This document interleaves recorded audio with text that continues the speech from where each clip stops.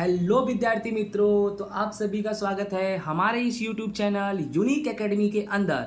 तो विद्यार्थी मित्रों, आज हम गाला असाइनमेंट कक्षा 12 विषय आंकड़ा शास्त्र का पेपर नंबर 2 का विभाग नंबर 20 सॉल्व करने जा रहे हैं, जिसमें हमारा पहला नंबर क्वेश्चन 21वां है कि मुद्रा की क्रय शक्ति और वास्तविक वेतन ज्ञात करने का सूत्र लिखो। तो बेटा, मुद्रा की क्रय शक्ति का सूत्र क्या होता है? तो मुद्रा की क्रय शक्ति का सूत्र होता है 1 में जीवन निर्वाह खर्च सूचकांक गुणे 100। और बच्चों, वास्तविक वेतन का सूत्र क्या होता है? वेतन बटे में जीवन निर्वाह खर्च सूचकांक गुणे 100। ओके, ये हमारे दोनों सूत्र हैं। ठीक है, नेक्स्ट हमारा क्वेश्चन क्या है बच्चों? सहसंबंधांक आर का चिन्ह किस पर आधारित है? संक्षिप्त में समझाओ। तो बेटा, सबसे पहले जान जाओ, सहसंबंधांक आर का जो चिन्ह है वह सहविचरण पर आधारित है। किस पर आधारित है? सहविचरण पर। अगर सहविचरण माइनस में है तो सहसंबंधांक माइनस होगा, सहविचरण प्लस में है तो सहसंबंधांक भी क्या होगा बच्चों? प्लस होगा। ठीक है, नेक्स्ट हमारा क्वेश्चन क्या है? नियत संबंधांक b ग्रेटर देन 0 और b स्मॉलर देन 0 का अर्धघटन करना है बच्चों। तो जब b 0 से बड़ा हो तब निरपेक्ष चल x की कीमत में 1 इकाई की वृद्धि हो तो सापेक्ष चल y की कीमत में b इकाई में भी अंदाजित वृद्धि होगा। ठीक उसी तरह अगर b की कीमत 0 से क्या होगी? कम होगी, तो निरपेक्ष चल x की कीमत में 1 इकाई में वृद्धि हो तो सापेक्ष चल y की कीमत में b इकाई में अंदाजित कमी होगी। ओके, नेक्स्ट हमारा क्वेश्चन नंबर 24 क्या है? सामयिक श्रेणी के किन घटक के चल में अल्पकालीन वृद्धि कमी होती है? तो सामयिक श्रेणी का ऐसा कौन सा घटक है जिसके चल में अल्पकालीन वृद्धि कमी होती है? तो उस घटक का नाम है मौसमी घटक और चक्रीय घटक। ठीक है, नेक्स्ट बच्चों हमारा क्वेश्चन है क्वेश्चन नंबर 25, यादृच्छिक प्रयोग और शानुकूल यानी शानुकूल होता है। क्या होता है? शानुकूल। ठीक है, तो यादृच्छिक प्रयोग और शानुकूल परिणाम की परिभाषा देनी है। तो पहले परिभाषा किसका पढ़ेंगे हम? यादृच्छिक प्रयोग का। क्या है परिभाषा? ऐसा प्रयोग जिसमें आने वाला परिणाम की संभावना हम निश्चित कर सकते हैं, परंतु कौन सा परिणाम आएगा यह हम निश्चित नहीं कर सकते, ऐसे प्रयोग को यादृच्छिक प्रयोग कहते हैं। जैसे कि एक सिक्के को हम उछालते हैं तो हेड आएगा या तो टेल आएगा, ये तो फाइनल बोल सकते हैं, या तो हेड आएगा या तो टेल आएगा। बट हेड और टेल में क्या आएगा ये हम फाइनली श्योर तो बोल नहीं सकते। यही प्रयोग हमारा यादृच्छिक प्रयोग। ठीक है, उसके बाद सानुकूल परिणाम क्या है?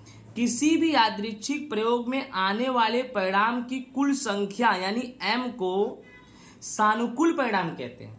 यानी यादृच्छिक प्रयोग के अंदर जो संख्या आती है उन संख्या को यानी उन कुल संख्या को m सानुकूल परिणाम कहते हैं। जैसे कि एक पासे को उछाल रहे हो। क्या उछाल रहे हो? पासा।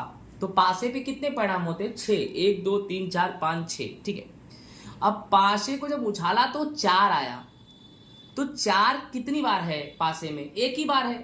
तो m बराबर कितना हो गया? 1। यही एक सानुकूल परिणाम कहा जाएगा। ठीक है, आगे देखते हैं। द्विपद वितरण के मध्यक और विचरण के मध्य संबंध बताओ। मध्यक और विचरण के बीच क्या बताना है? संबंध। पहले मध्यक को हम NP बोलते हैं। मध्यक को क्या बोलते हैं? NP। और विचरण को हम बोलते हैं NPQ। याद कर लो, मध्यक को हम NP बोलते हैं और विचरण को NPQ बोलते हैं। और बच्चों, NP हमेशा ज्यादा होगा किससे? NPQ से, यानी मध्यक विचरण से ज्यादा होगा। ओके, नेक्स्ट हमारा क्वेश्चन क्या है बच्चों? प्रमाण वितरण के माध्यक और प्रथम चतुर्थक 11 और 3 है, तो तृतीय चतुर्थक की कीमत ज्ञात करनी है बच्चों। ठीक है, सबसे पहले माध्यक को हम Q2 बोलते हैं बच्चों। क्या बोलते हैं? Q2। तो Q2 बराबर तुम्हारा क्या हो गया? 11।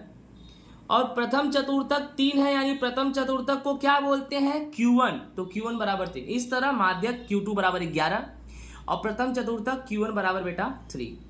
अब अपने को ज्ञात क्या करना है, तृतीय चतुर्थक ज्ञात करना है, यानी पहला और दूसरा चतुर्थक दिया है तो ज्ञात कौन सा करना है भाई, तीसरा चतुर्थक। तो ऐसे समय पे बच्चों एक सूत्र हम लगाएंगे, वो सूत्र होगा Q3 माइनस Q2 बराबर Q2 माइनस Q1। अब तुम्हारा Q3 तो दिया नहीं है और बच्चों Q2 तुम्हारा कितना है 11 बराबर Q2 फिर से 11 माइनस Q1 3, ठीक है। फिर यहां पर देखो Q3 लिख दिया। अब Q3 लिखने के बाद बराबर के इधर क्या है 11 माइनस 3 तो है ही, अब ये माइनस 11 इधर जाएगा तो क्या हो जाएगा प्लस 11, तो Q3 बराबर 11 और 11 22 माइनस 3, और 22 में से 3 घटाएंगे तो कितना आएगा 19, यानी तुम्हारा Q3 कितना आया बच्चों 19 आया, ठीक है। आगे देखते हैं, एक चतुर्थक, क्वेश्चन नंबर 28, एक चतुर्थक वितरण, वितरण यानी विचलन, या तो ऐसे भी लिख सकते, एक चतुर्थक वितरण के लिए चतुर्थक विचलन की अंदाजित कीमत 12 है तो उसके प्रमाणित विचलन की कीमत ज्ञात करो। याद रखना सवाल में चतुर्थक विचलन की कीमत दी है 12 और प्रमाणित विचलन ज्ञात करना है। तो सबसे पहले बच्चों चतुर्थक विचलन का सूत्र होता है 2/3 सिग्मा, यही प्रमाणित विचलन हुआ तुम्हारा। सिग्मा क्या हुआ तुम्हारा प्रमाणित विचलन, तो चतुर्थक विचलन बराबर 2/3 सिग्मा।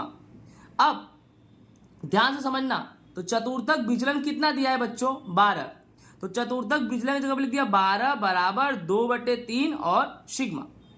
अब हम क्या करेंगे बच्चों कि सिग्मा का गुणा 2 से हो जाएगा तो 2 सिग्मा आएगा, और 12 का गुणा 3 से हो जाएगा तो 36 आएगा, यानी 2 सिग्मा बराबर 36।